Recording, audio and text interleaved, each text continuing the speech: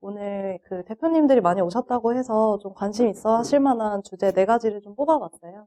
첫 번째는 애저 오픈 AI와 저희 그 샘 알트만 조직에 있는 그 오픈 AI의 차이점을 좀 알려드리고, 그 다음에 실제로 기업들이 어떻게 활용을 하고 있는지 레퍼런스를 좀 말씀드리고, 그 다음에 실제로 여러분들이 기업에서 AI를 사용을 하실 때 어떤 식으로 사용을 해야 이 MS의 파트너십을 최대로 이용하는지를 좀 말씀을 드리고, 마지막으로는 뭐 향후 뭐 방향성으로 마무리를 하도록 하겠습니다. 네, 뭐 여기 장표는 이제 AI라는 기술이 워낙에 오래됐다 뭐 이런 내용인데 아마 뭐 다 잘 아시는 내용일 거라 생각이 되고요. 저희가 2019년도부터 MS가 오픈 AI에 전략적 투자를 하면서 지금까지 굉장히 깊은 파트너십을 맺어오고 있고, 앞으로도 오픈 AI와의 파트너십은 더 깊어질 것으로 보고 있어요. 그리고 여기에 대한 결과물로 애저 오픈 AI 서비스라는 것을 이제 작년을 기점으로 출시를 하게 되었는데, 많은 분들이 여쭤보시는 게 그 오픈 AI가 가지고 있는 기술들과 애저의 오픈 AI가 어떻게 다른가요? 저희는 애저 오픈 AI를 이제 AOAI라고 통칭하고 있거든요. 그래서 앞으로 발표에서는 AOAI로 좀 통용을 하도록 할게요. 크게 4가지 차이점이 있을 것 같아요. 첫 번째는 보안적인 측면에서 애저 오픈 AI, AOAI가 훨씬 더 탄탄한 보안적인 이제 잣대를 가지고 있다고 보시면 될 것 같고, MS라는 회사는 뭐 워낙 큰 회사기도 하지만 보안에만 1년에 1조 원 이상을 투자하는 회사예요. 그래서 내부에 굉장히 그 보안 전문가들이 있음과 동시에 여러분들이 어떤 국가에서 운영을 하든지 간에 보안적인 이슈나 뭐 컴플라이언스적인 이슈에 걸리지 않도록 저희가 처리를 해드리고 있습니다. 두 번째로 리스폰서블 AI가 또 굉장히 큰 차이점이라고 볼 수 있는데, 그 요즘에 이제 AI의 어떤 윤리적인 사용에 대해서 많이 화두가 되고 있잖아요. 저희도 예전에 마이크로소프트 테이라고 혹시 들어보셨을까요? 저희가 처음에 출시했던 오픈 AI와 상당히 비슷한 생성형 AI 엔진인데, 이거 출시하자마자 이틀 만에 문을 닫은 경험이 있어요. 그 이유가 어떤 인종차별적인 혹은 반윤리적인 것들을 이틀 만에 학습을 해버리면서 그 답변에 있어서 굉장히 비윤리적인 아웃풋이 나오게 되고 이틀 만에 문을 닫은 경험이 있습니다. 그래서 MS가 지금은 그 리스폰서블 AI에 대해서 굉장히 큰 관심을 가지고 있고 별도의 조직을 따로 두고 있을 만큼 이 리스폰서블 AI를 준수하려고 노력을 하고 있고, 이 부분을 좀 장표로 보여드리자면 그 오픈 AI의 그 핵심적인 모델은 결국 동일해요. 그렇지만 그 모델을 감싸고 있는 세이프티 시스템이 있는데, 오픈 AI에서는 이런 세이프티 시스템을 자체적으로 제공하고 있지는 않고요.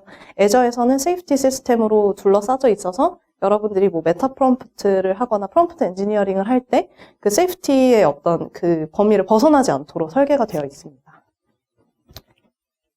그래서 여러분들이 애저 포털에 들어가시면 이제 이런 화면을 보실 수가 있어요. 그래서 텍스트뿐만이 아니라 이미지까지도 어떤 윤리적인 범위를 벗어나지 않는지 실시간으로 트래킹할 수 있고요. 뭐 유해성, 뭐 자해성, 그다음에 뭐 섹슈얼한 컨텐츠 이런 거에 따라서 어떤 그 이제 단계를 조절을 하실 수가 있어요. 근데 뭐 며칠 전에도 여기 계신 대표님 중에 한 분이 신청을 해주셨는데, 이 기능이 좀 지나치게 스트릭하다 보니까 이거를 좀 풀어달라라는 요청이 간간히 들어오긴 하는데, MS에서 비즈니스 시나리오 다 읽어보고 이게 정말 윤리적으로 문제가 없는지 해당하는 고객에 한해서만 그 제안을 풀어드리고 있어요. 그리고 세 번째 차이점이라고 하면 이제 쉽게 빌드할 수 있다는 점인데, 아마 이거는 대표님들보다는 아마 뭐 개발팀에서 더 관심을 가져 할 만한 내용이긴 합니다만, 아까 보여드린 AI 스튜디오에 가시면 사실 GUI만 사용을 하더라도 웬만한 AI 모델은 다 구현을 하실 수가 있고요. 프롬프트 엔지니어링이나 이제 플러그인 형태로 배포를 하는 것까지 사실상 매우 빠르게 개발할 수 있다는 장점이 있어요.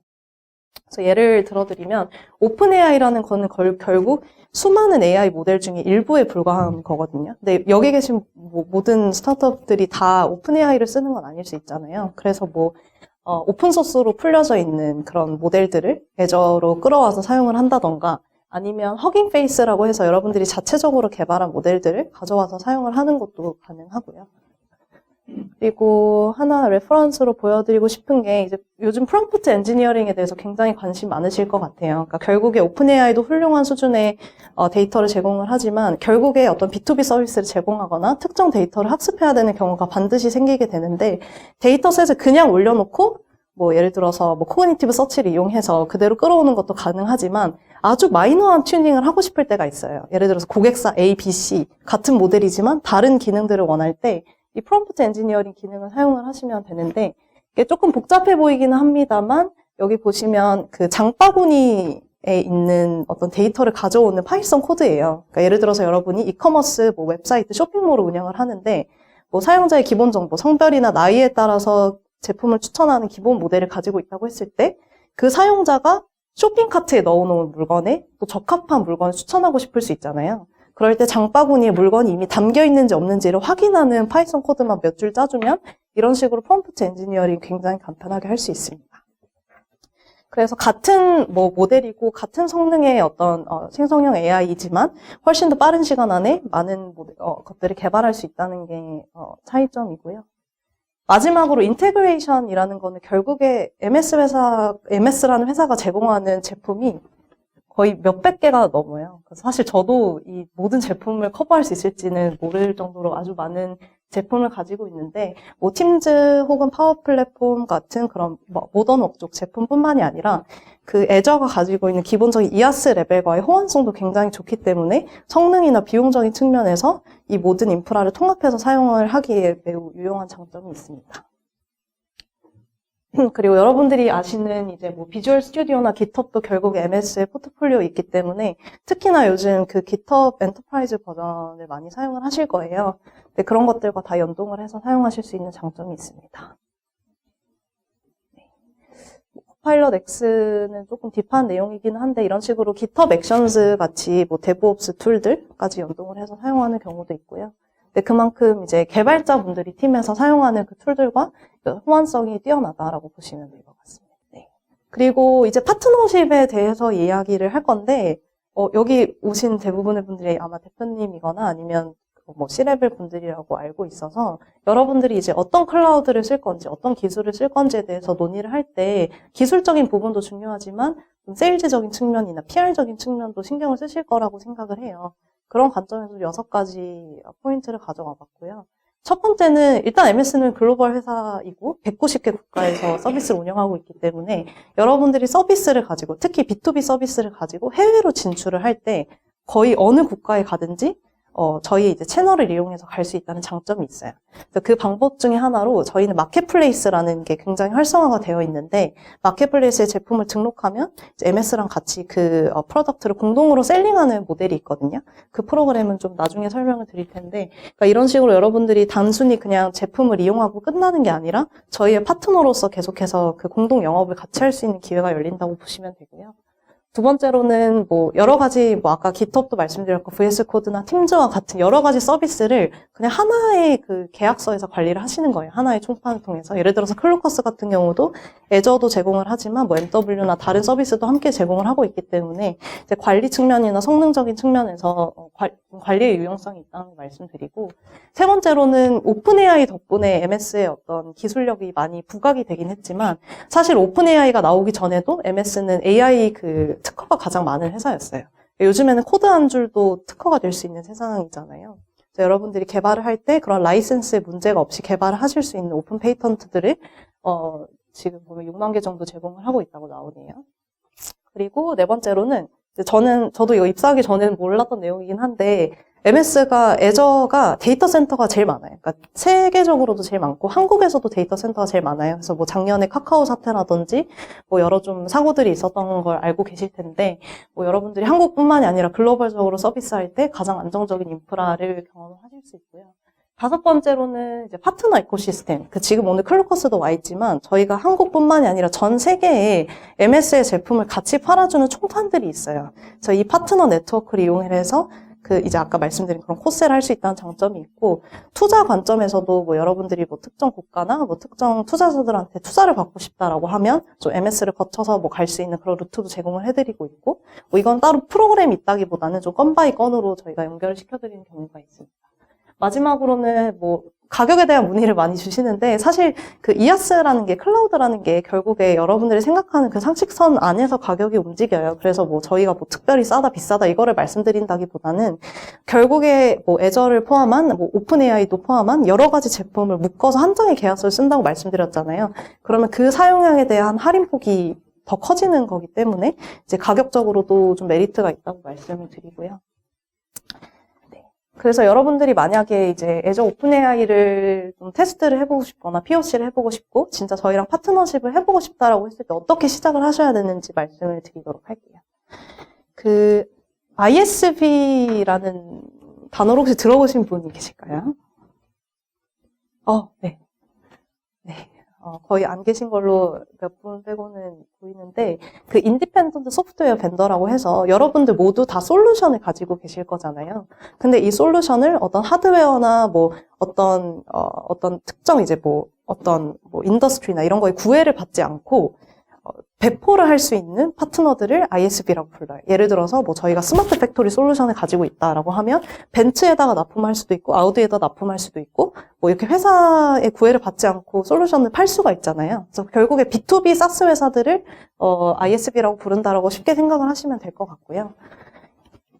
네, 크게 이제 ISV가 되시면 지원되는 게 두 가지 영역이 있어요.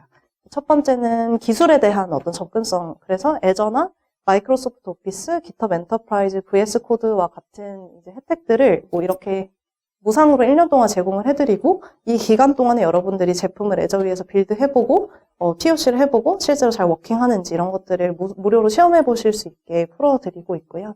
여기에 대한 뭐 가치를 합치면 거의 1억 원이 넘는 혜택이어서 자격이 되신다면 꼭 신청해 보시길 바랍니다. 그리고 이게 뭐 테크적인 것뿐만이 아니라 아까 마켓플레이스에서 공동 영업을 말씀드렸는데 애저 그러니까 MSI 마켓플레이스 크게 3개가 있어요. 그래서 첫 번째는 여러분들이 윈도우 컴퓨터 열면 있는 마이크로소프트 스토어라는 게 있고요. 두 번째는 앱소스라고 해서 두 번째는 애저 마켓플레이스라고 해서 개발자들을 위한 API 혹은 뭐 사스 형태로 여러분들이 운영을 하시는 경우에 애저 마켓플레이스라는 곳에 제품을 등록하게 되시고 마지막으로 앱소스라는 거는 저희 팀즈 플랫폼이나 아니면 M365 플랫폼 예를 들어서 뭐 팀즈의 플러그인 형태로 우리의 제품을 넣고 싶다 혹은 엑셀의 플러그인 형태로 우리의 제품을 넣고 싶다라는 경우에 앱소스의 제품을 등록해 주시면 되는 거예요. 그래서 이 3개의 마켓플레이스에 여러분들이 제품을 등록을 하시면 저희의 이제 MS의 공식 파트너가 되시는 거고 그 이후에 그 이제 담당자들이 아니면 저희 로컬 파트너를 통해서 실제로 여러분들의 영업에 도움이 되는 예를 들어서 마케팅 지원 같은 것들 그래서 저희가 23층 공간을 빌려드려서 같이 뭐 공동 세미나를 하기도 하고요. 아니면 뭐 웨비나를 같이 하고 뭐 EDM 플레이를 같이 한다든지 이런 코마케팅에 대한 지원도 나가고 이제 총판을 통해서 어떤 기술 지원이나 뭐 영업적인 기회들을 같이 공유를 하실 수가 있게 되는 거예요. 그 자격 조건이 몇 가지가 있어요. 첫 번째는 일단 애저를 포함한 마이크로소프트 클라우드를 활용을 해서 제품을 개발을 하셔야 되고 두 번째는 아까 말씀드린 3가지 마켓플레이스 중 한 군데에 제품을 올리셔야 합니다. 여기에 대한 기간은 12개월이 주어지기 때문에 사실상 뭐 12개월 안에는 뭐 무난하게 올리실 수 있을 거라고 생각하시면 되고요. 마지막으로 마이크로소프트 포 스타트업이라고 해서 지금은 파운더 서브로 이름이 바뀌었는데 또 스타트업을 지원하는 다른 프로그램이 있거든요. 그 프로그램에 등록하지 않은 고객들은 이 프로그램에 지원이 가능하십니다. 그래서 혹시라도 이제 파트너십을 시작하기 원하시는 분들은 참고를 하시면 될 것 같고요. 발표를 마무리하면서 마이크로소프트 그리고 AI에 대한 여러 가지 한간의 이야기들이 오가고 있는데 여기에 대한 이야기를 하면서 마무리하도록 하겠습니다. 그러니까 결국에 저희가 앞으로 생각하는 방향은 이아스, 그러니까 네트워크나 아니면 스토리지나 기본적으로 여러분들이 클라우드 하면 떠올리는 그런 이아스 레벨의 제품들은 가격은 점점 떨어질 거고요. 퍼포먼스 점점 올라갈 거예요. 그래서 가격은 어느 정도로 맞춰질 거고 퍼포먼스도 결국에 그러니까 평준화가 될 거다라고 보고 있고요. 결국에 여러분들이 비즈니스를 하면서 클라우드를 선택해야 되는 이유는 이 위에 있는 그 파스 형태, AI라든지, 그러니까 이 인프라 위에 더 할 수 있는 기능들을 고민을 해보셔야 된다는 거예요. 네, 그래서 저희가 저도 사실 첫 직장이 AWS이긴 했지만 이아스 레벨은 솔직히 다 고만고만하고요. 이 AI 레벨에서의 어떤 좀 차별성 이런 것들 여러분들이 애저를 쓰시면서 확실히 느끼실 수가 있으실 거예요. 그리고 아까 말씀드렸던 그 데이터 센터에 대한 말씀을 드리고 싶은데, 최근에 저희 그 오픈AI가 발표되고 뭐 여러 가지 발표들이 많았었잖아요. 근데 거기에 따르는 내용으로 GPU 데이터 센터를 지금 120개를 증설을 하고 있는데, 이게 하나당 축구장 한 35개 정도 크기거든요. 근데 이 정도 규모의 GPU 데이터 센터가 앞으로 120개가 더 증설이 된다고 보시면 돼요.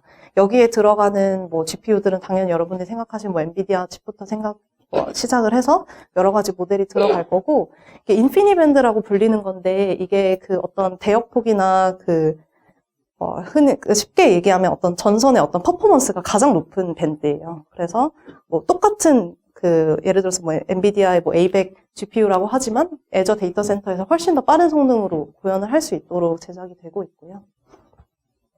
그리고 이제 서스테이너빌리티 측면에도 저는 개인적으로 굉장히 놀랐던 게 저희 뭐 데이터 센터에서 활용되는 그 어떤 서버들, 물리적인 서버들의 86%는 다 재활용이 되고 있어요. 그래서 MS가 이제 환경적인 측면에서도 굉장히 이제 카본 네거티브를 2030년까지 만들겠다는 목표가 있는데 지금 아직 5년밖에 남지 않았거든요. 근데 그만큼 거의 서스테이너빌리티 측면에서도 많은 고민을 하고 있다고 보시면 될 것 같습니다. 사실 아마 한 분 한 분 들여다보면 굉장히 다른 AI들과도 활용 사례들이 있을 거로 생각이 돼요. 그런 부분들을 저희가 클로커스랑 앞으로 한 분 한 분 좀 찾아보면서 볼 수 있는 기회가 있으면 좋을 것 같습니다. 네, 오늘 발표 들어주셔서 감사합니다.